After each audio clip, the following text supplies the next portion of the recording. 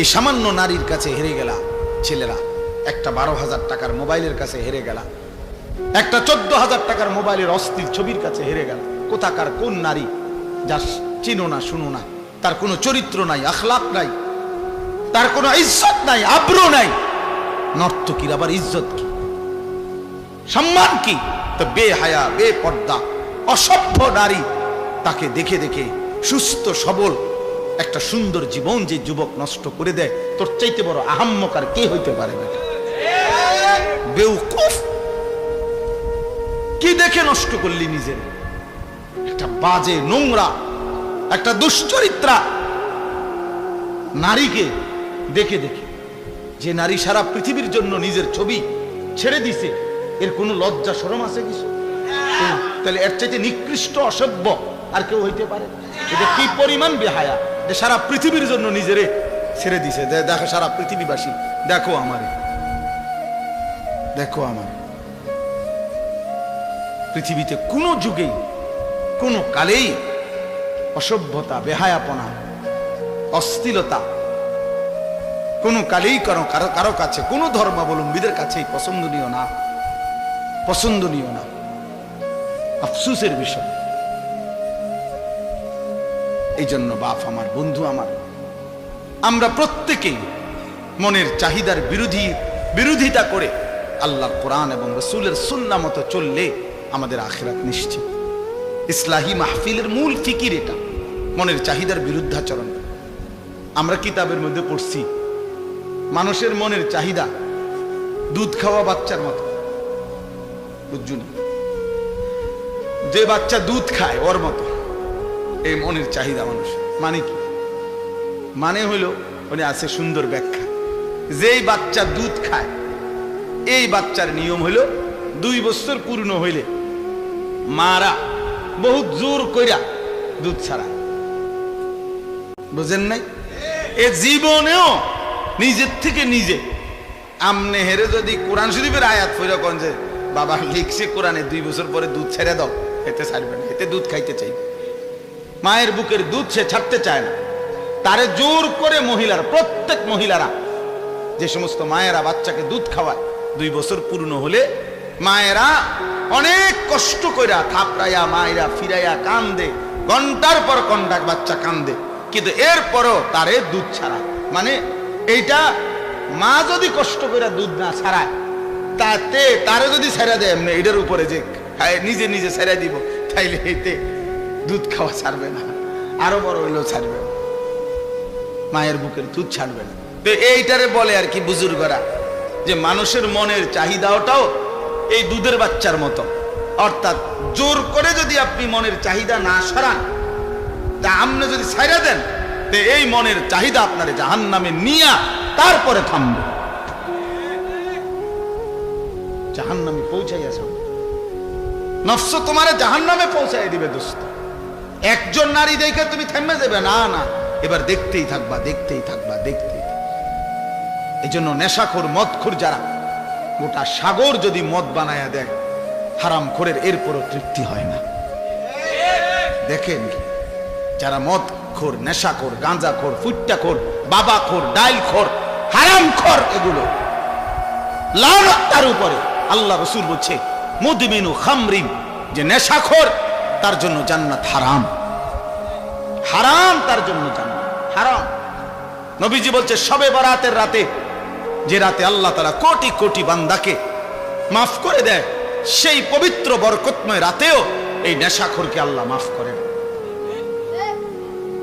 মাফ করেন।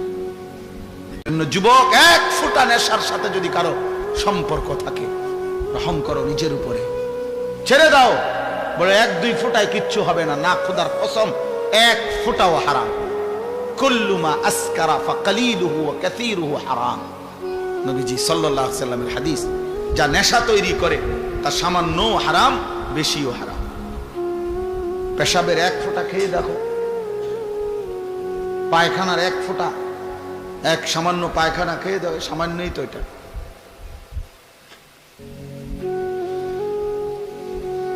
কোরআনুল কারীমের মধ্যে আল্লাহ তাআলা বলছেন নেশাখোর, স্পষ্টভাবে আল্লাহ তাআলা বলছেন এটা শয়তানের কাজ। মিন আমালিশ শাইতান। আর শয়তান তোমাদেরকে কি চায়? মদ এবং জুয়ার মাধ্যমে আইয়ুকিয়া বাইনাকুমুল আদাওয়াতা ওয়াল বাগদা, শত্রুতা বিদ্বেষ তৈরি করে। ওয়া ইয়াসুদ্দুকুম আন যিকরিল্লাহ, আল্লাহর স্মরণ থেকে সরিয়ে রাখে মদ জুয়া। ওয়া আনিস সালাহ, এবং 5 ওয়াক্ত নামাজ থেকে ফিরিয়ে রাখে। আল্লাহ বলছে ফাহাল আনতুম মুনতাহুন, হে আমার ইমানদার বান্দা, তাহলে এতগুলো ক্ষতিকর কথা শুনে তুমি কি মদ এবং জুয়া থেকে ফিরবে না? তাফসীরের মধ্যে আছে বন্ধু, কোরআনের তাফসীরে আছে, এ আল্লাহ যখন এই আয়াত নাজিল করছে ফাহাল আনতুম মুনতাহুন, হে আমার ইমানদার বান্দারা, মদ এবং জুয়ার থেকে তোমরা তাহলে ফিরবে না, ফিরবা না? তো সাহাবায়ে কেরাম সবাই তখন নবীজির সামনে যারা উপস্থিত শুনছে নবীজির জবানে এই আয়াত সাথে সাথে সাহাবীরা বলছে, 2 হাত তুলে আল্লাহকে সাক্ষী রেখে বলছে, ইয়া রাব্বি কাদ ইনতাহাইনা, হে আল্লাহ আমরা ছেড়ে দিলাম। এজন্য এখনো তোমরা সবাই বলো যে আল্লাহ আমরা ছেড়ে দিলাম। বলেন, হাত উঠান, বলেন আমরা আল্লাহ ছেড়ে দিলাম। আল্লাহ তৌফিক দান করেন। অর্থ হলো আমরা সবাই নেশা করি, আমি এটা বলি নাই। বুঝানোর উদ্দেশ্য হলো যে আল্লাহর নাফরমানি থেকে আমরা বিরত থাকবো। একক ব্যক্তিকে তো দাঁড়া করানো লজ্জার বিষয়, এজন্য সবাই মিলে হাত তুলবে। নির্দিষ্ট একজনকে চিহ্নিত করা, এটা তো তার জন্য আত্মমর্যাদার বিষয়। আল্লাহ বুঝার তৌফিক দান করেন। প্রিয় ভাই আমার, বাপ আমার, আমাদের এটা উচিত। আমি যে 3টা আয়াত পড়ছি, এই 3টা আয়াতের সূরা বাকারার মূল বক্তব্য এই কথাটা যে নিজের ঈমান শুধু জবানের উচ্চারণ যথেষ্ট না, বরং কর্মের প্রমাণ দিলে মুমিন হয়, মজবুত হয়, ঈমান মজবুত হয়, ঈমান ঠিক থাকে। যদি কেউ জবানে তো বলে আমি আল্লাহকে মানি, আখিরাতকে মানি, কিন্তু কর্মে আমলে বাস্তবে ঈমান ইসলামের যদি তার মধ্যে নমুনা না থাকে, খোদার কসম আল্লাহ বলছে সেই মুমিন না, সে মুনাফিক। প্রিয় ভাই, নিজের উপরে দয়া করুন।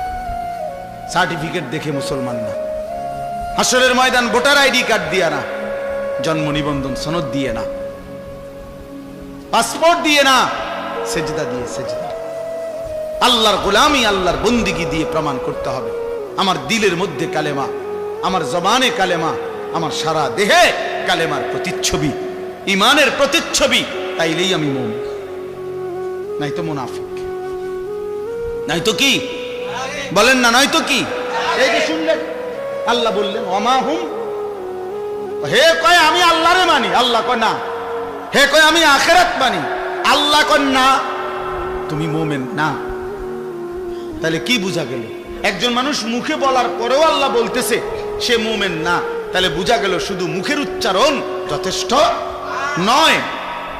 এটা বাদ না, মুখে উচ্চারণ করতে হবে না এটা না, মানে মুখের উচ্চারণই শুধু কি নয়, যথেষ্ট না। কর্মের প্রমাণ দিতে হবে, কর্মের প্রমাণ দিতে হবে। আমলের ঘাটতি মুনাফিকের চিহ্ন, আমলের অলসতা মুনাফিকের চিহ্ন, মুনাফিকের চিহ্ন। কোরআনুল কারীম থেকে আমি শুনাই বাবা, কোরআন আল্লাহ স্পষ্ট বলছে, সূরা তাওবার মধ্যে আছে মুনাফিক কেমন, কারা, আল্লাহ পরিষ্কার বলছে ওয়ালা ইয়াতুনাস সালাতা ইল্লা ওয়া হুম কুসালা। আল্লাহ বলে মুনাফিক তারা যারা নামাজে আসে না, আর যদি আসেও অলস ভাবে। প্রথমত নামাজেই আসে না, দ্বিতীয়ত যাও কুদ্দুরে আসে তাও জান চলে না, অলস। কুসালা মানে অলস। এই যে অলসতার কথা একটু আগে কইছি, অলসতা ইমানের কাজে, আমলের কাজে খোদার কসম সরাসরি মুনাফিকের চিহ্ন। ওয়ালা ইউনফিকুনা ইল্লা ওয়া হুম কারিহুন। আর দ্বিতীয়ত আল্লাহ বলে মুনাফিকের চিহ্ন যারা আল্লাহর রাস্তায় খরচ করে না, যদিও করে তো প্রচন্ড অনিচ্ছা সত্ত্বে। যদি কখনো দেয়, আচ্ছা যা বেশি যন্ত্রণা করস, জানে টাকা 100 নেই বেড়া, টেয়া গেলে গেছে, টেয়া বেলে গেলে গেছে, দিছে টেয়া 100, আবার কখন যা টেয়া পয়সার মায়া করে লাভ নেই, যা নেই বেড়া। এতবার কইলে কেমনে না দেয়? মানুষ বলে না যে এতবার কইলে কেমনে না দেয় বেড়া, বারবার ঘুরিয়ে আইয়ে যা দিলাম দিলাম। এটা কি দান হইল? লান তানালুল বিররা হাত্তা তুনফিকু মিম্মা তুহিব্বুন। এক সাহাবী শুধু কেবল মসজিদে নববীতে খেজুর দান করছে গরিব সাহাবীদের জন্য। খেজুরের যে ছড়া, এই খেজুরের কলার ছড়ার ছড়ির মতো খেজুরের ছড়ি, এইটার মধ্যে কিছু খেজুর আছে একটু পচা, এই আর কিচ্ছু না। এই কদ্দুর অপরাধ। আল্লাহ তাআলা কোরআন আয়াত নাজিল করছে, সবচেয়ে প্রিয়টা দান না করলে সেই দানের বিনিময়ে আল্লাহ কখনোই কোনো নেকি দিবে না। কি পরিমাণ সাহাবায়ে কেরামের সংশোধন খোদ আল্লাহ করছে। এক সুতা 19-20 হয়েছে, তা জিবরাইল যেন সাইয়া রয়েছে। ব্যাপারটা বুঝো না, এরকম বহু আয়াত, এটা ভয়ের ব্যাপার।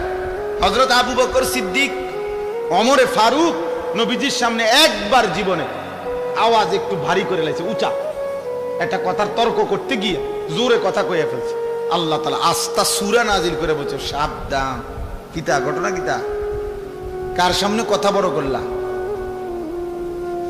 এই কার সামনে কথা বড় করলা? সরাসরি আবু বকর ওমরের মতো সাহাবীকে বলছে, শোনো, বেখেয়ালিতে এমন ভুল করো না যে ভুলের কারণে হতে পারে সারা জিন্দেগীর আমল একসাথে শেষ হয়ে যাবে। আন তাহবাতা আমালুকুম ওয়া আনতুম লা তাশউরুন, অথচ টেরও পাইবা না। সেই পর শেষ পর্যন্ত হযরত আবু বকর সিদ্দিক রাদিয়াল্লাহু তাআলা কিছুদিন এত আস্তে কথা বলতেন যে নবীজি আবার ডাককে আনতে হইতো, আবার কও কিতা কিছু বুঝি না। আর ওমর অজরে কাঁদতেছিলেন, ওমর শুধু কাঁদতেই ছিলেন, কথাই বলা বন্ধ করে দিয়েছেন। আল্লাহ নবী জিজ্ঞাসা করলেন, ওমর কথা বলো না কেন? বলতেছি, ইয়া রাসূলুল্লাহ, আমার আওয়াজ কোনোভাবেই ছোট করতে আমি পারি না, আমার আওয়াজটাই বড় হয়ে যায়।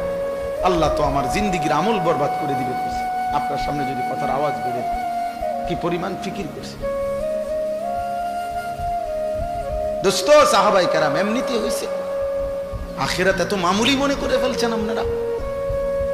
আখিরাত মামুলি। আমি অনেক সময় বলি, বাপ, এই সুরে সুরে তারে তারে তালে তালে শুনছেন নবী সুপারিশ করবে, আর আপনারা নিশ্চিন্ত হয়ে গেছেন নবী তো সুপারিশ করবে। আমিও তো কই নবী সুপারিশ করবে, 1000 বার করবে, 1,00,000 বার করবে, 1 কোটি বার করবে, এটা সত্য, 100 সত্য। কিন্তু নবীজি সাল্লাল্লাহু আলাইহি ওয়াসাল্লাম তিনি এটা বলছেন কিনা যে উম্মত, মৃত্যু পর্যন্ত তুমি গুনার উপরে, নাফরমানির উপরে, অসভ্যতার উপরে, হারামের উপরে তুমি মজবুত করে টিকে থাকো, আমি সুপারিশ করে তোমারে জান্নাত দেব। এই তো নবী বলছে না। একজন মানুষ বলেন, কারো বিবেকে বলে এটা? কি ভাবছে? সুপারিশ মানে কি? মামুর বাড়ি। সুপারিশ মানে মামুর বাড়ি। আপনি বিড়ি খাইতে খাইতে কবরে যাইবেন, আর নবীজি আপনারে বেহেশত দিয়া ফেরেশতারে কবে, যা চাচারে বুট মুড়ি দাও। না না, তামসায় তো মনে করছে বেহেশতটা। সুপারিশটার কোনো নিয়ম কানুন নাই। হাউজে কাউসারের পানি কিতা? পানির বোতল, 15 টাকা পানির বোতল। হ্যাঁ, হাউজে কাউসারের পানি মামুলি মনে করছেন, যেটার কোনো নিয়ম কানুন নাই। আপনি গেলেই দিয়ে দিব বালতি দিয়ে আপনারে। আফসোসের ব্যাপার। ধোকা খাবেন না, ধোকা খাবেন না, ধোকা খাবেন না। শতভাগ সুন্নাত করে, শতভাগ আমল করে, শতভাগ আল্লাহর কসম বাবা, আপনি আমার দলভুক্ত হওয়ার দরকার নাই। আমি কোনো দল নিয়ে আসি নাই, আমি কোনো পার্টি নিয়ে আসি নাই, আমি কোনো দরবার নিয়ে আসি নাই, আমি আপনারে মুরিদ বানাইতে আসি নাই, আমি আপনারে আখিরাতের কথা বলতে আসছি না। অতএব কোনোভাবে সাবধান মুসলমান, সাবধান। রাসূলুল্লাহ সাল্লাল্লাহু আলাইহি ওয়াসাল্লামের অনুসরণবিহীন, সুন্নাত মানা বিহীন নবীজির ভালোবাসা দাবি করা, এটা ধোঁকা আর প্রতারণা ছাড়া আর কিচ্ছু না, কিচ্ছু না। ধোঁকা দিবেনও না, ধোঁকা খাবেনও না, কাউকে ধোঁকা দিয়েন না, ধোঁকা দিয়েন না। হালাল হারামের কোনো মিশ্রণ নাই, পার্থক্য নাই, কোনো অনুভূতি নাই। আমরা নবীর আশেক, নবীর ইশক, আর আমরা চিরা খাই, আমরা ভাত খাই না, আমরা বুঝি না। আপনি হুদা ভাত খান, কাজে ঝগড়ার দরকার নেই।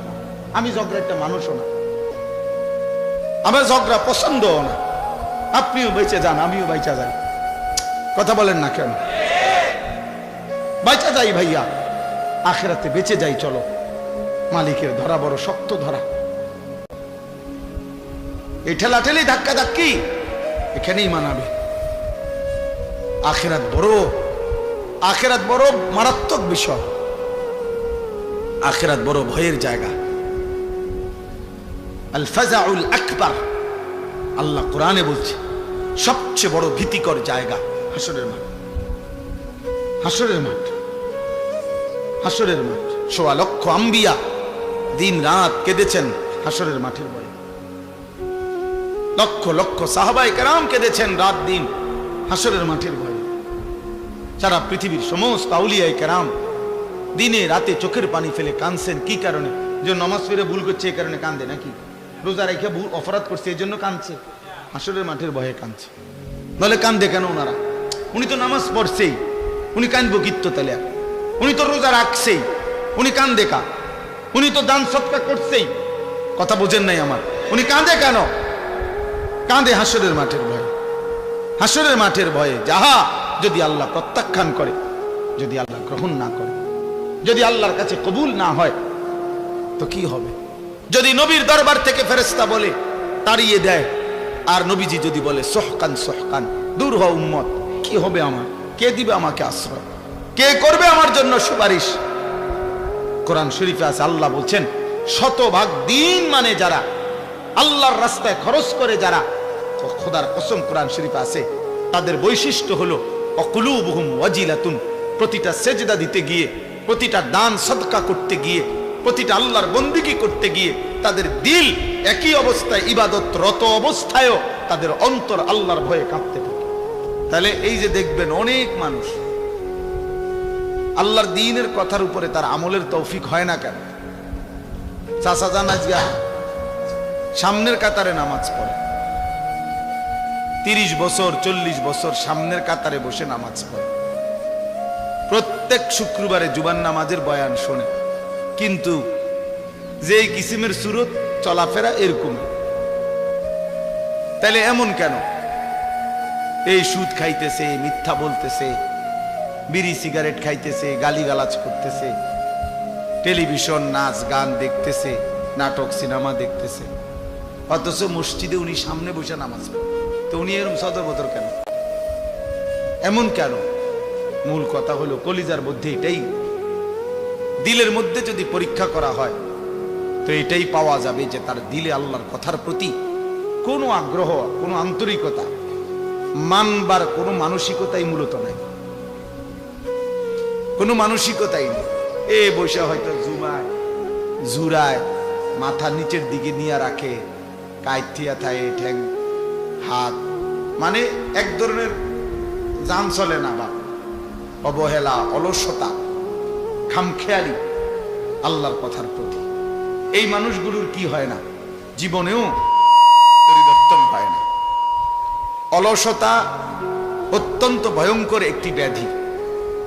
হাদিসের মধ্যে আছে, আমাদের প্রিয় নবী সাল্লাল্লাহু আলাইহি ওয়াসাল্লাম 5 ওয়াক্ত নামাজের পরে নবীজি সাল্লাল্লাহু আলাইহি ওয়াসাল্লাম কিছু দোয়া করতেন কমন, মানে নিয়মিত প্রত্যেক নামাজের পরে।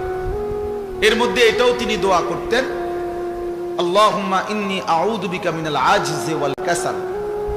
আল্লাহ, আমি আপনার নিকট দুর্বলতা, অক্ষমতা এবং অলসতা থেকে পানাহ চাই। এটা নবীজি দোয়া করতেন। নবীজি এটা দোয়া করতেন, অর্থাৎ অলসতা থেকে মুক্তি চাই। নেক কাজে গরিমসি করা, অলসতা করা, এটা থেকে আল্লাহ নবী সাল্লাল্লাহু আলাইহি ওয়াসাল্লাম পানাহ চাইতেন। কোরআন শরীফে আছে, ফাইদা ফারাগতা ফানসাব। আমাদের প্রিয় নবী সাল্লাল্লাহু আলাইহি ওয়াসাল্লামকে আল্লাহ তাআলা বলছেন, আপনি যখন সারাদিন দ্বীনি কাজ করে রাত্রিবেলা অবসর হবেন, দাওয়াত, তাবলীগ, তালিম, তাজকিয়া, জিহাদ, ইমামত, কত কাজ করতেন নবীজি দিনের বেলা। পুরাটা সময় তিনি মানুষের কল্যাণে, উম্মতের ফিকিরে দ্বীনি কাজ করতেন। তো আল্লাহ তাআলা বলেন যে এই দ্বীনি কাজগুলো থেকে সারাদিন পরিশ্রম করে রাত্রিবেলা আপনি যখন ফারেগ হবেন, অবসর হবেন, তো এবার লম্বা ঘুম দিবেন এরকম না। আল্লাহ বলছে ফাংসাব, অবসর হয়ে রাত্রিবেলা তো পুনরায় আপনি আবার পুনরায় পরিশ্রম করতে শুরু করবেন। কি পরিশ্রম? তাফসীরের মধ্যে আছে পুনরায় এবার রাত্রিবেলা তাহাজ্জুদ, জিকির, তেলাওয়াত, সেজদা, দোয়া, কান্নাকাটি, এই ইবাদতের মধ্যে লেগে যান।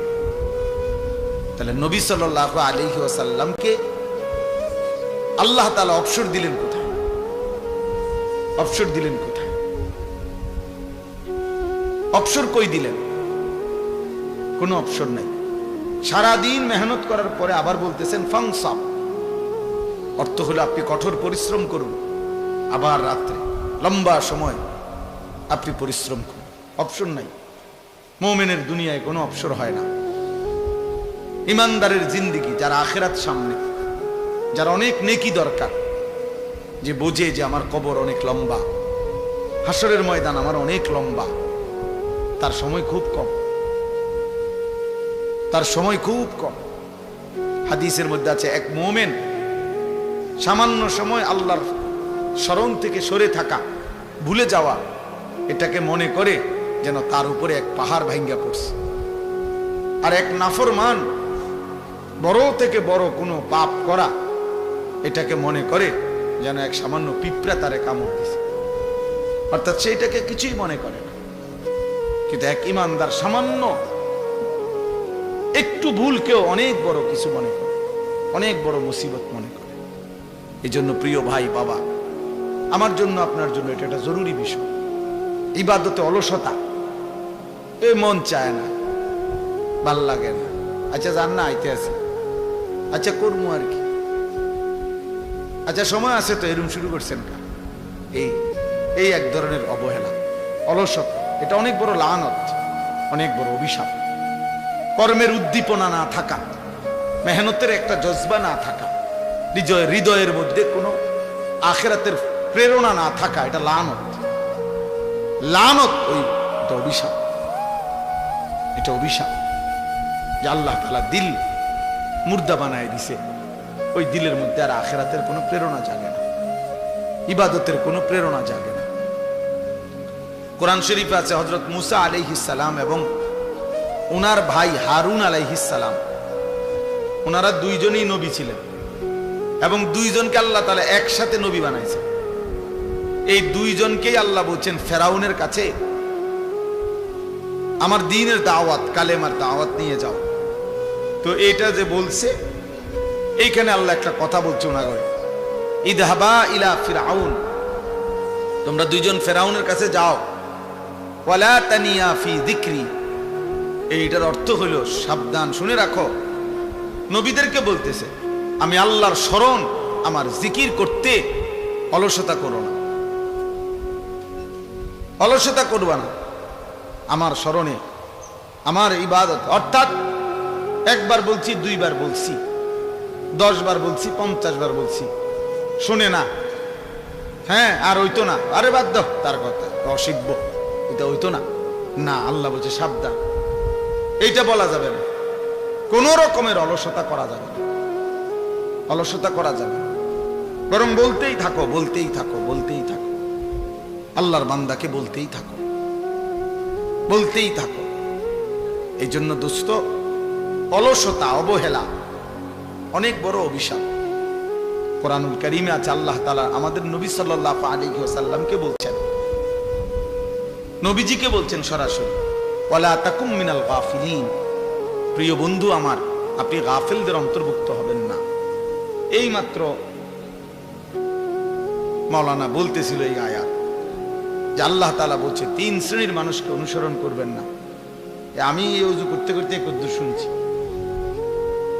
আমার এটা তবিয়ত, আলহামদুলিল্লাহ, চেষ্টা করি যে তোমার লোক কথাও কইছি, হে কি কইছে এটাও শুনছি।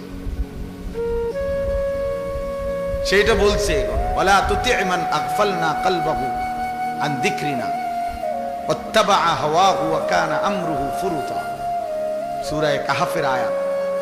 আল্লাহ তাআলা বলেন, হে নবী, 3টি বদ অভ্যাস যার, আপনি তার অনুসরণ করবেন না, তার সাথে চলবেন না, তার সঙ্গী হবেন না, এই ফালতু লোক। এক নাম্বার হলো যার অন্তর আমি আল্লাহর স্মরণ থেকে গাফেল। 3 ঘন্টা তার লগে চললেন, 8 ঘন্টা তার লগে একসাথে উঠা বসা করলেন, নাফরমানের মুখ দিয়ে একটা বার আল্লাহর নাম আসলো না, এটা ফালতু লোক, একদম ফালতু বেটা। লাখ লাখ যুবক তোদেরকে শেষ করে দিছে বেটা, ওই অসভ্য বন্ধু নামের শয়তান। 10 ঘন্টা যেই নাফরমানের সাথে চলার পরেও ওই হাইওয়ানের মুখ দিয়ে একটা বার আল্লাহর নাম বের। এরই মাঝে জোহরের আজান চলে গেছে, আসরের আজান চলে গেছে, মাগরিবের আজান হয়ে গেছে, এশার আজান হয়ে গেছে।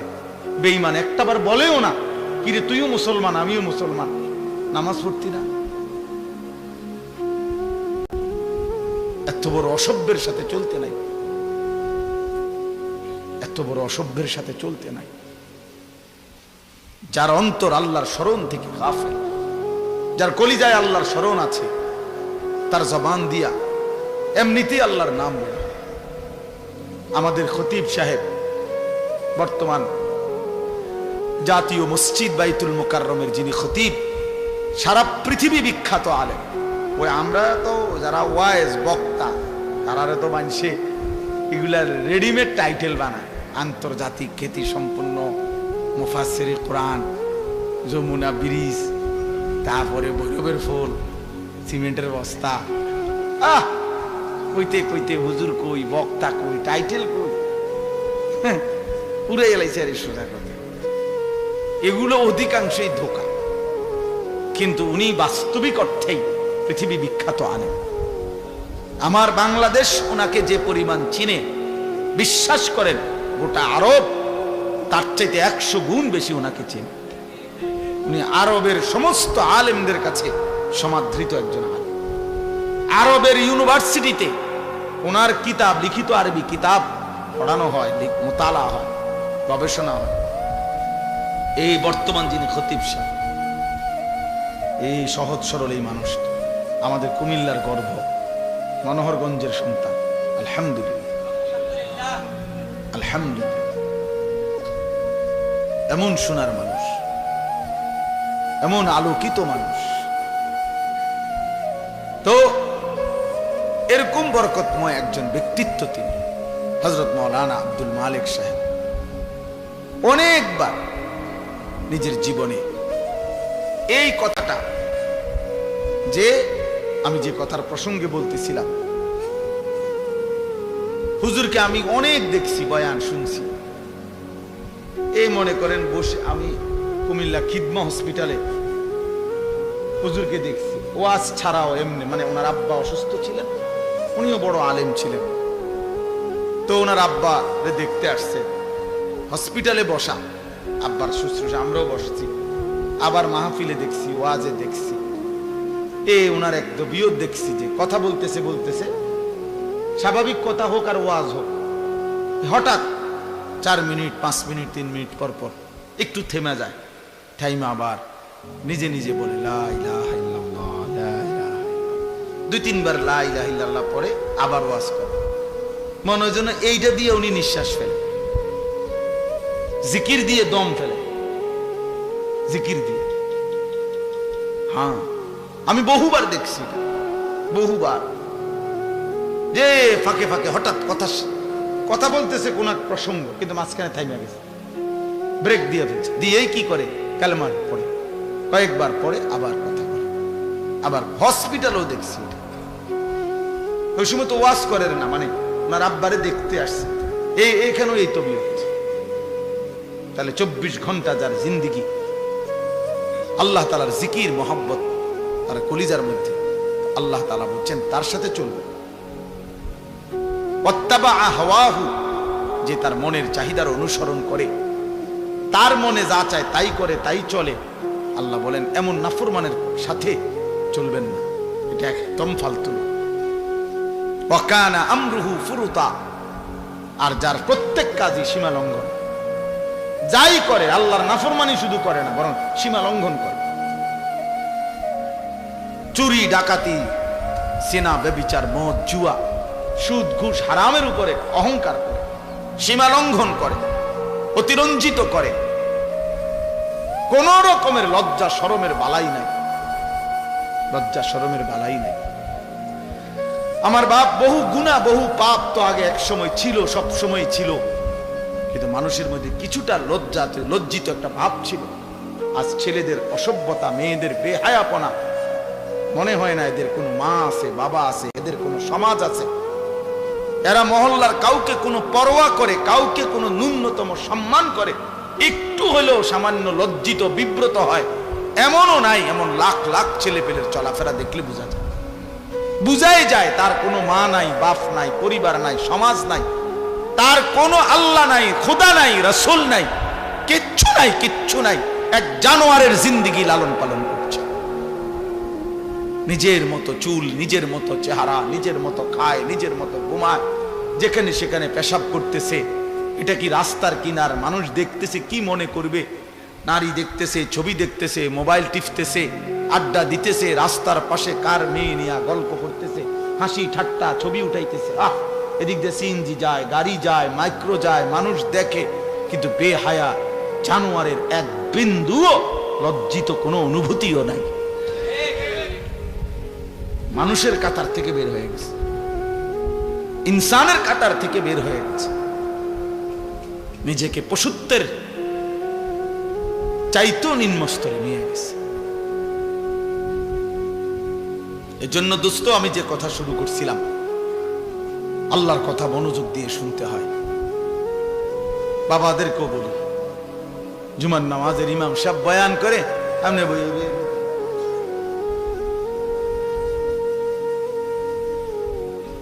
জিমা বইয়া বইয়া জিমা বর্ষি দিয়া মাছ ধরে। আগের দিনে যে বর্ষি দিয়া মাছ ধরতো, মাছের ইটা একবার নিচের দিকে যায়, আবার ওড়ে, এরকম বসে বসে মাছ ধরে। এই সমস্ত গাফেল মানুষ, এদের জীবনের পরিবর্তন হয় না। ওই যেমন আছে এমন, বয়স হয়ে গেছে 200 বছর, অনবিরি বইয়া বুড়া বাঁকা হইয়া গেছে, এরপরও বিড়ি, এরপরও কথা কইলে আক করলে গালি ছাড়া কথা বাইরে। টেলিভিশন না দেখলে রাতের ঘুম হয় না, অথচ বয়স হয়ে গেছে। হায়া হবে কখন? লজ্জা হবে কখন? আল্লাহর নবী সাল্লাল্লাহু আলাইহি ওয়াসাল্লাম বলেন, 1.25 লক্ষ নবীদের, সমস্ত নবীদের আমলে আসমানি এই সিদ্ধান্ত আল্লাহ পাকের পক্ষ থেকে, সব নবীদের আমলে এই ওয়াহী ছিল। মানে এই কথাটা যেটা আমি কইতেছি, নবীজি সাল্লাল্লাহু আলাইহি ওয়াসাল্লাম বলছেন, আল্লাহ তাআলা সমস্ত নবীদের আমলে এই কথাটার ওয়াহী ছিল। এটা এই সিদ্ধান্ত ছিল যে ইজা লাম তাস্তাহি ফাসনা মা শি'তা। এই কথাটা সকল আসমানি ওয়াহীতে, সব যুগের কথা এটা, যে যার হায়া নাই সে যা ইচ্ছা তাই করে, যার লজ্জা নাই, যার লজ্জা নাই। নিজে যেহেতু লুঙ্গি দিয়া মুখ ডাক্কা লাইছে, এবার নিজে নিজে আমি কাউরে দেখি না। আরে তুই তো দেখোস না, কিন্তু মানুষ তো তোর নিচটা দেখে না, হেঁটে আমি কাউরে দেখি না। আরে তোমার তুই দেখোস না, এটা তো আমিও বুঝছি, কিন্তু মানুষে যে দেখে, মানুষে দেখলে কি, আমি তো দেখি না। এজন্য ভাইয়া, এ যে বুঝলেন আর কি, যে ভাবলেন এমনি এমনি দুনিয়া শেষ হবে, এই সিটার বাটফার লইয়েই আবার ভালো নেককার লইয়েই দুনিয়া শেষ হবে। সব একসাথে বাটফার হবে না, সব একসাথে ইমানদার হবে না, বুঝেন না? এর নাম দুনিয়া। ভালো মন্দ এর নাম দুনিয়া। সব ভালো জান্নাত, সব মন্দ জাহান্নাম।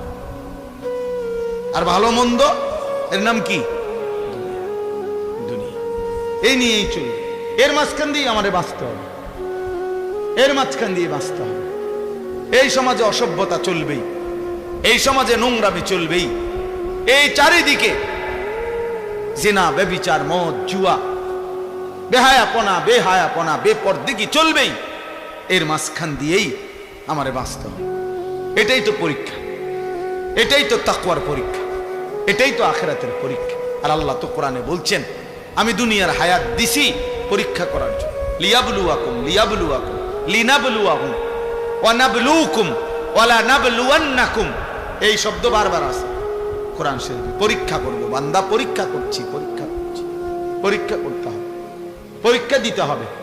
দুনিয়া দারুল ইমতিহান, দুনিয়াকে বলে পরীক্ষার ঘর, আখিরাত হলো ফলাফলের ঘর। এখানে পরীক্ষা দিবেন, হাসরের মাঠে ফলাফল শুনবেন।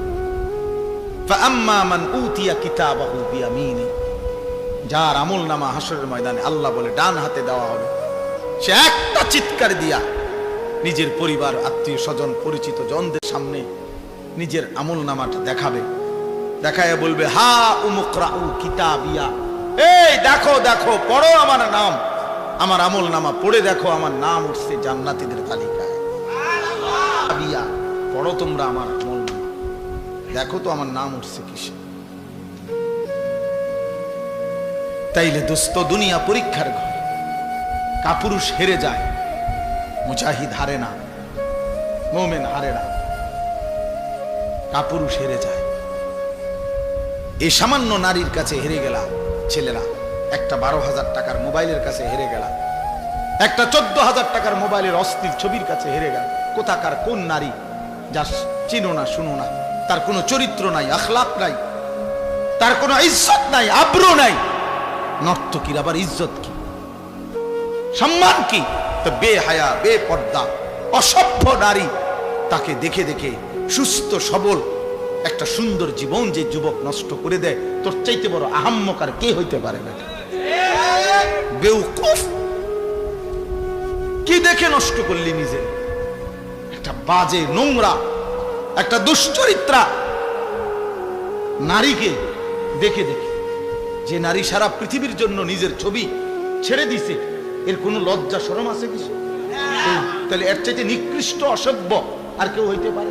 এটা কি পরিমাণ বেহায়া, যে সারা পৃথিবীর জন্য নিজেরে ছেড়ে দিছে। দেখো সারা পৃথিবীবাসী, দেখো আমারে, দেখো আমার। পৃথিবীতে কোনো যুগেই, কোনো কালেই অসভ্যতা, বেহায়াপনা, অশ্লীলতা কোনো কালেই কারো কাছে, কোনো ধর্মাবলম্বীদের কাছেই পছন্দনীয় না, পছন্দনীয় না। আফসোসের বিষয়। এই জন্য বাপ আমার, বন্ধু আমার, আমরা প্রত্যেকেই মনের চাহিদার বিরোধিতা করে আল্লাহর কোরআন এবং রাসূলের সুন্নাহ মতো চললে আমাদের আখিরাত নিশ্চিত। ইসলাহি মাহফিলের মূল ফিকির এটা, মনের চাহিদার বিরুদ্ধাচরণ। আমরা কিতাবের মধ্যে পড়ছি, মানুষের মনের চাহিদা দুধ খাওয়া বাচ্চার মতো। বুঝুন, যে বাচ্চা দুধ খায় ওর মতো এই মনের চাহিদা মানুষ। মানে কি? মানে হইল, উনি আছে সুন্দর ব্যাখ্যা, যেই বাচ্চা দুধ খায়, এই বাচ্চার নিয়ম হইল 2 বছর পূর্ণ হইলে মারা বহুত জোর কইরা দুধ ছাড়া। বুঝেন নাই? এ জীবনেও নিজের থেকে নিজে আমনে হেরে যদি কোরআন শরীফের আয়াত পড়া কোন যে বাবা লিখছে কোরআনে 2 বছর পরে দুধ ছেড়ে দাও, এতে ছাড়বে না, এতে দুধ খাইতে চাই। মায়ের বুকের দুধ সে ছাড়তে চায় না, তারে জোর করে মহিলারা, প্রত্যেক মহিলারা, যে সমস্ত মায়েরা বাচ্চাকে দুধ খাওয়ায়, 2 বছর পূর্ণ হলে মায়েরা অনেক কষ্ট কইরা থাপড়াইয়া, মায়েরা ফিরাইয়া কান্দে, ঘন্টার পর ঘন্টা বাচ্চা কান্দে, কিন্তু এরপরও তারে দুধ ছাড়া। মানে এইটা মা যদি কষ্ট করে দুধ না ছাড়ায়, তাতে তারে যদি ছেড়ে দেয় এমনি এটার উপরে যে নিজে নিজে ছেড়ে দিব, তাইলে এতে দুধ খাওয়া ছাড়বে না, আরো বড় হইলেও ছাড়বে না, মায়ের বুকের দুধ ছাড়বে না। তো এইটারে বলে আর কি বুজুর্গরা, যে মানুষের মনের চাহিদাটাও এই দুধের বাচ্চার মতো। অর্থাৎ জোর করে যদি আপনি মনের চাহিদা না সরান, তা আপনি যদি ছাইড়া দেন, তো এই মনের চাহিদা আপনার জাহান্নামে নিয়া তারপরে থামবে, জাহান্নামে পৌঁছাইয়াছে। নফস তোমারে জাহান্নামে পৌঁছাই দিবে দোস্ত। একজন নারী দেখে তুমি থেমে যাবে না, না, এবার দেখতেই থাকবা, দেখতেই থাকবা, দেখতেই থাকবা। এই জন্য নেশাখোর, মদখোর যারা, গোটা সাগর যদি মদ বানায়া দেয় হারামখোরের, এরপরও তৃপ্তি হয় না। দেখেন কি, যারা মদখোর, নেশাখোর, গাঁজাখোর, ফুট্টাখোর, বাবাখোর, ডাইলখোর, হারামখোর, এগুলো লানত তার উপরে। আল্লাহ রাসূল বলছে, মুদমিনু খামরিন, যে নেশাখোর তার জন্য জান্নাত হারাম, হারাম, তার জন্য জান্নাত হারাম।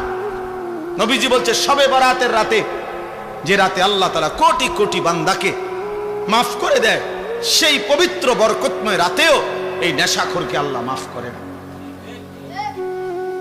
মাফ করে। এর জন্য যুবক, এক ফোঁটা নেশার সাথে যদি কারো সম্পর্ক থাকে, রহম করো নিজের উপরে, ছেড়ে দাও। বলে এক দুই ফোঁটায় কিচ্ছু হবে না, না, খোদার কসম, এক ফোঁটাও হারাম। কুল্লু মা আসকারা ফাকালিলুহু ওয়া কাসীরুহু হারাম। নবীজি সাল্লাল্লাহু আলাইহি সাল্লামের হাদিস, যা নেশা তৈরি করে তা সামান্যও হারাম, বেশিও হারাম। পেশাবের এক ফোঁটা খেয়ে দেখো, পায়খানার এক ফোঁটা, এক সামান্য পায়খানা খেয়ে দেখো, সামান্যই তো এটা।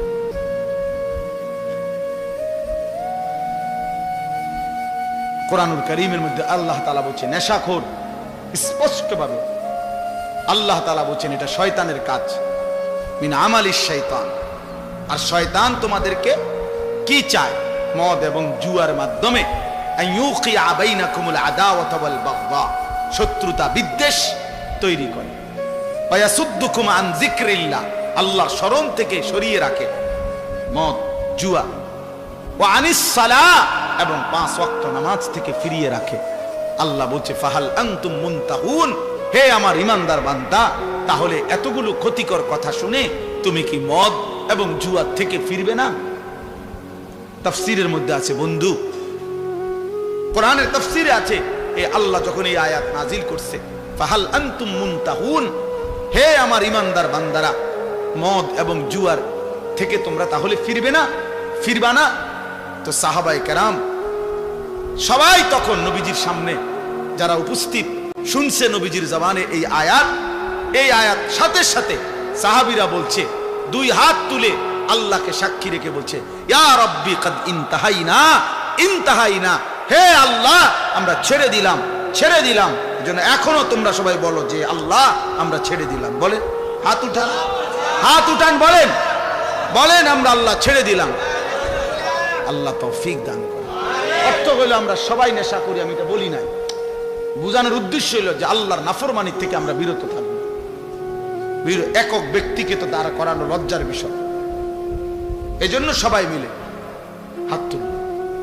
নির্দিষ্ট একদিন একজনকে চিহ্নিত করা, এটা তো তার জন্য আত্মমর্যাদার বিষয়। আল্লাহ বুঝার তৌফিক দান করে। প্রিয় ভাই আমার, বাপ আমার, আমাদের এটা উচিত, আমাদের এটা উচিত। আমি যে 3টা আয়াত পড়ছি, এই 3টা আয়াতের সূরা বাকারার মূল বক্তব্য এই কথাটা যে নিজের ঈমান শুধু জবানের উচ্চারণ যথেষ্ট না, বরং কর্মের প্রমাণ দিলে মুমিন হয়, মজবুত হয়, ঈমান মজবুত হয়, ঈমান ঠিক থাকে। যদি কেউ জবানে তো বলে আমি আল্লাহকে মানি, আখিরাতকে মানি, কিন্তু কর্মে আমলে বাস্তবে ঈমান ইসলামের যদি তার মধ্যে নমুনা না থাকে, খোদার কসম আল্লাহ বলছে সেই মুমিন না, সে মুনাফিক। এই আয়াতে এটা বলছে মুনাফিকের চিহ্ন, অমিনান নাসি মান ইয়াকুলু আমান্না বিল্লাহি ওয়া বিল ইয়াউমিল আখির।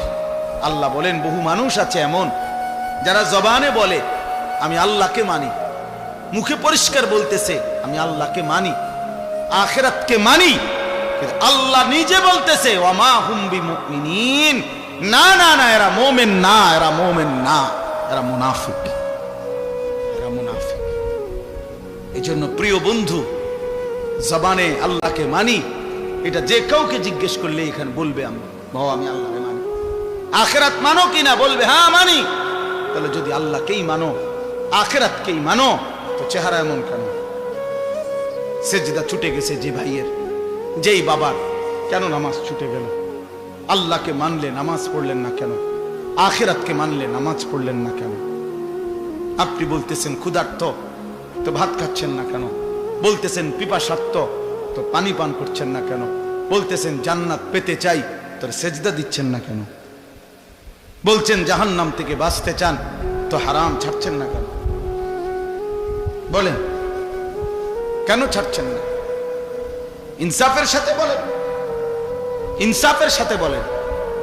প্রিয় ভাই, নিজের উপরে দয়া করুন। সার্টিফিকেট দেখে মুসলমান না, হাসরের ময়দান ভোটার আইডি কার্ড দিয়ে না, জন্ম নিবন্ধন সনদ দিয়ে না, পাসপোর্ট দিয়ে না, সেজদা দিয়ে সেজদা। আল্লাহর গোলামি, আল্লাহর বন্দিগি দিয়ে প্রমাণ করতে হবে আমার দিলের মধ্যে কালেমা, আমার জবানে কালেমা, আমার সারা দেহে কালেমার প্রতিচ্ছবি, ইমানের প্রতিচ্ছবি, তাইলেই আমি মুমিন, নাই তো মুনাফিক। নাই তো কি বলেন না, নয় তো কি? এই যে শুনলেন আল্লাহ বললেন ওমা হুম, হে কয় আমি আল্লাহরে মানি, আল্লাহ কয় না। হে কয় আমি আখিরাত মানি, আল্লাহ কয় না। তুমি মুমিন না। তাহলে কি বুঝা গেল? একজন মানুষ মুখে বলার পরেও আল্লাহ বলতেছে সে মুমিন না, তাহলে বুঝা গেল শুধু মুখের উচ্চারণ যথেষ্ট নয়। এটা বাদ না, মুখে উচ্চারণ করতে হবে না এটা না, মানে মুখের উচ্চারণই শুধু কি নয়, যথেষ্ট না। কর্মের প্রমাণ দিতে হবে, কর্মের প্রমাণ দিতে হবে।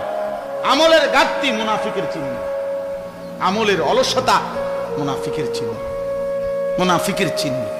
কোরআনুল কারীম থেকে আমি শুনাই বাবা, কোরআন আল্লাহ স্পষ্ট বলছে, সূরা তাওবার মধ্যে আছে মুনাফিক কেমন, কারা, আল্লাহ পরিষ্কার বলছে ওয়ালা ইয়াতুনাস সালাতা ইল্লা ওয়া হুম কুসালা। আল্লাহ বলে মুনাফিক তারা যারা নামাজে আসে না, আর যদি আসেও অলস ভাবে। প্রথমত নামাজেই আসে না, দ্বিতীয়ত যাও কুদ্দুরা আসে তাও জান চলে না, অলস। কুসালা মানে অলস। এই যে অলসতার কথা একটু আগে কইছি, অলসতা ইমানের কাজে, আমলের কাজে খোদার কসম সরাসরি মুনাফিকের চিহ্ন। ওয়ালা ইউনফিকুনা ইল্লা ওয়া হুম কারিহুন।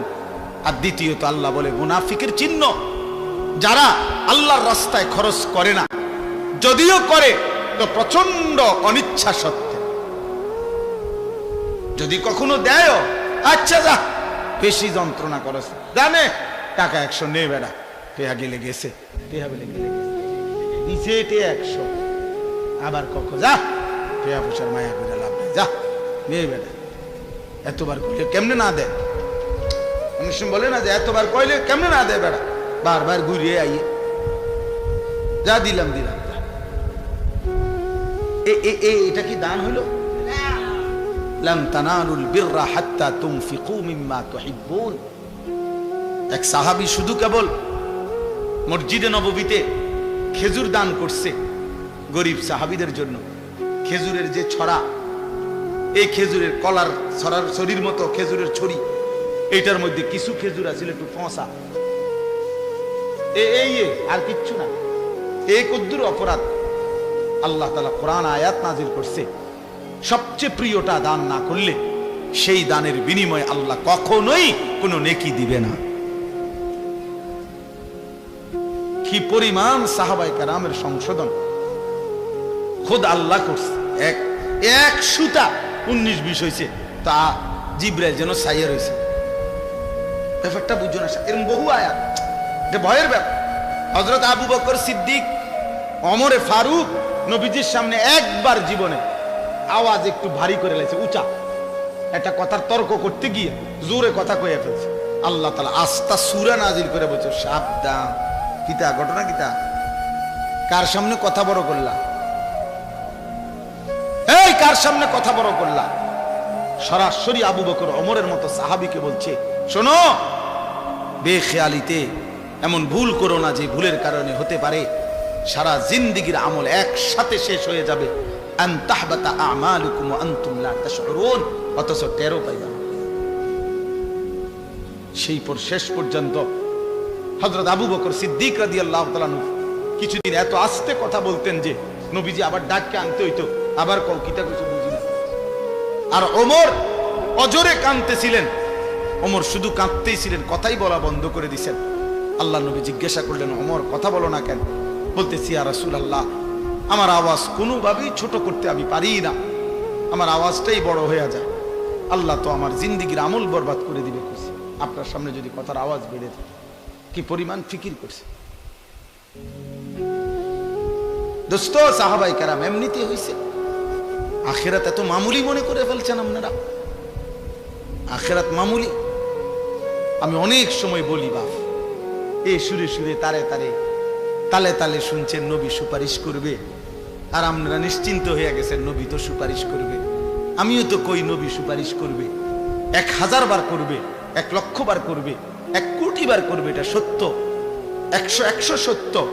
কিন্তু নবীজি সাল্লাল্লাহু আলাইহি ওয়াসাল্লাম তিনি এটা বলছেন কিনা যে উম্মত মৃত্যু পর্যন্ত তুমি গুনার উপরে, নাফরমানির উপরে, অসভ্যতার উপরে, হারামের উপরে তুমি মজবুত করে টিকে থাকো, আমি সুপারিশ করে তোমারে জান্নাত দেব। এই তো নবী বলছে না। একজন মানুষ বলেন, কারো বিবেকে বলে এটা? আপনি কি ভাবছেন? সুপারিশ মানে কি? মামুর বাড়ি। সুপারিশ মানে মামুর বাড়ি। আপনি বিড়ি খাইতে খাইতে কবরে যাইবেন, আর নবীজি আপনারে বেহেশত দিয়া ফেরেশতারে কবে, যা চাচারে বুট মুড়ি দাও। না না, তামসায় তো মনে করছে বেহেশতটা। সুপারিশটার কোনো নিয়ম কানুন নাই। হাউজে কাউসারের পানি কিতা? পানির বোতল, 15 টাকা পানির বোতল। হ্যাঁ, হাউজে কাউসারের পানি মামুলি মনে করছেন, যেটার কোনো নিয়ম কানুন নাই। আপনি গেলেই দিয়ে দিব বালতি দিয়ে আপনারে। আফসোসের ব্যাপার। ধোকা খাবেন না, ধোকা খাবেন না, ধোকা খাবেন না। 100% সুন্নাত করে, 100% আমল করে, 100% আল্লাহর কসম বাবা, আপনি আমার দলভুক্ত হওয়ার দরকার নাই। আমি কোনো দল নিয়ে আসি নাই, আমি কোনো পার্টি নিয়ে আসি নাই, আমি কোনো দরবার নিয়ে আসি নাই, আমি আপনারে মুরিদ বানাইতে আসি নাই, আমি আপনারে আখিরাতের কথা বলতে আসছি না। কোনোভাবে সাবধান মুসলমান, সাবধান। রাসূলুল্লাহ সাল্লাল্লাহু আলাইহি ওয়াসাল্লামের অনুসরণবিহীন, সুন্নাত মানা বিহীন নবীজির ভালোবাসা দাবি করা, এটা ধোঁকা আর প্রতারণা ছাড়া আর কিচ্ছু না, কিচ্ছু না। ধোঁকা দিবেনও না, ধোঁকা খাবেনও না, কাউকে ধোঁকা দিয়েন না, ধোঁকা দিয়েন না। হালাল হারামের কোনো মিশ্রণ নাই, পার্থক্য নাই, কোন অনুভূতি নাই। আমনে নবীর আশেক, নবীর এশক, আর আমরা চিরা খাই, আমরা ভাত খাই না, আমরা বুঝি না। আমনে হুদা ভাত খান, কাজে ঝগড়ার দরকার নেই। আমি ঝগড়া একটা মানুষও না, আমার ঝগড়া পছন্দও না। আপনিও বেঁচে যান, আমিও বাইচা যাই। কথা বলেন না কেন?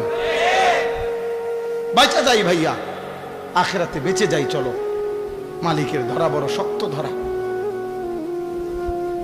এই ঠেলাঠেলি ধাক্কা ধাক্কি এখানেই মানাবে।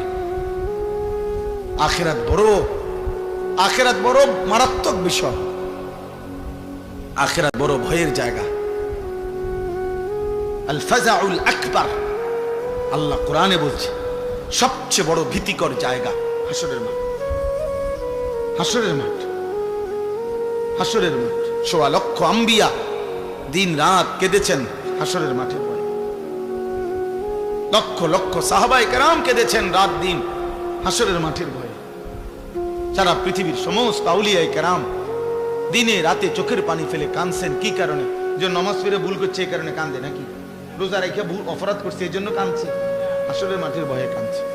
নাহলে কাঁদে কেন ওনারা? উনি তো নামাজ পড়ছেই, উনি কাঁদবো কিত্ত তাহলে? উনি তো রোজা রাখছেই, উনি কাঁদে কা? উনি তো দান সৎকার করছেই। কথা বুঝেন নাই আমার? উনি কাঁদে কেন? কাঁদে হাসরের মাঠের ভয়ে। হাসরের মাঠের ভয়ে যাহা যদি আল্লাহ প্রত্যাখ্যান করে, যদি আল্লাহ গ্রহণ না করে, যদি আল্লাহর কাছে কবুল না হয়, তো কি হবে? যদি নবীর দরবার থেকে ফেরেশতা বলে তাড়িয়ে দেয়, আর নবীজি যদি বলে সোহকান সোহকান, দূর হও উম্মত, কি হবে আমার? কে দিবে আমাকে আশ্রয়? কে করবে আমার জন্য সুপারিশ? কোরআন শরীফে আছে, আল্লাহ বলছেন 100% দিন মানে যারা আল্লাহর রাস্তায় খরচ করে, যারা, খোদার কসম কোরআন শরীফে আছে, তাদের বৈশিষ্ট্য হলো অকুলুবুহুম ওয়াজিলাতুন। প্রতিটা সেজদা দিতে গিয়ে, প্রতিটা দান সদকা করতে গিয়ে, প্রতিটা আল্লাহর বন্দিগি করতে গিয়ে তাদের দিল একই অবস্থায়, ইবাদতরত অবস্থায়ও তাদের অন্তর আল্লাহর ভয়ে কাঁপতে থাকে।